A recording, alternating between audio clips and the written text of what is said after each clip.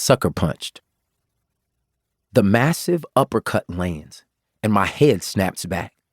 Time slows, and I float to the mat, my too short life passing before my dimmed and blurry eyes. I see myself and my brother Gabriel suited and booted in matching fancy clothes. Gabe is just 18 months older than me, and as small boys, we got a lot of twin treatment. But as 10 and 11-year-olds, the closeness is fading. Now we spend more time chewing each other out than 20. I see our family together just yesterday, joyful and laughing at the Tulsa State Fair. Gabe and I each won a set of boxing gloves emblazoned with American flags. We were so happy. Why couldn't we have stayed that way? I see two brothers bickering and pestering until their mother can't stand one more minute. I see her help each of them tie on their boxing gloves and climb onto her bed, which magically morphs into a Vegas-sized boxing ring. Physical fighting is sternly discouraged in the Todd household, so this is extraordinary.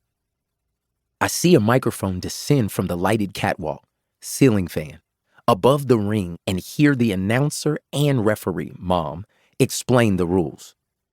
1, no hits to the face. 2, no hits to the privates. 3, and fight. I hear the crowd roar and I see myself, a frustrated baby brother whose time has come to shine. I'm quick and aggressive and more than ready to rumble, and I rain down blow after blow on Gabe's body. Arms, chest, sides, even legs. Meanwhile, my brother, who is much bigger than me, but also slower, stands motionless as a mountain, immobilized by the fury and speed of my attacks. I hear the ref's whistle bring round 1 to a close, and I step back to catch my breath. I'm winning. I'm paying my tormentor back for everything. I'm going to absolutely destroy him. And I might want to be a professional boxer when I grow up, because wow, I'm incredible at this. Mom, Gabe wails. He keeps hitting me. Well, the ref replies, try hitting him back. Now fight. I see a menacing change in my brother's eyes. Something switches on, or maybe off. I see his arm wind up like a Popeye cartoon on TV. I'm not sure what part of my body he intends to hit, so I'm waving my gloves around my torso, trying to be there for the block. The last thing I see before the lights go out is the American flag patch on his glove coming straight at my pretty face like a patriotic freight train. Wait, whoa! Boom! Right in the kisser. TKO. That's technical knockout for those who aren't into boxing or MMA. Ain't no hit like the one you don't see coming. Sure, there are physical hits like the one I took from Gabe, but mostly I'm talking about the hurts that hit deeper, much deeper. Hits that don't heal with the ice pack. Hits that leave bruises on your soul.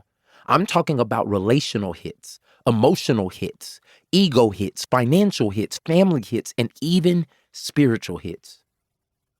Those hits and how we can heal from them are what this book is about. But before we talk deep, allow me to introduce myself. In my best imitation of Jay-Z, my name is Mike. My government name is Michael Alexander Todd.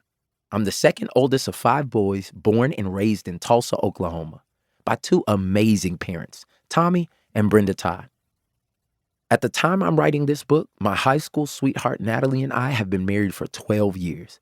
She is my good thing, the apple of my eye, the sugar in my Kool-Aid, the engine in my Ferrari if I had a Ferrari, the best thing that ever happened to me, the finest woman to ever walk the earth, the wife of my youth. I'll stop there and leave the rest for relationship goals part 2.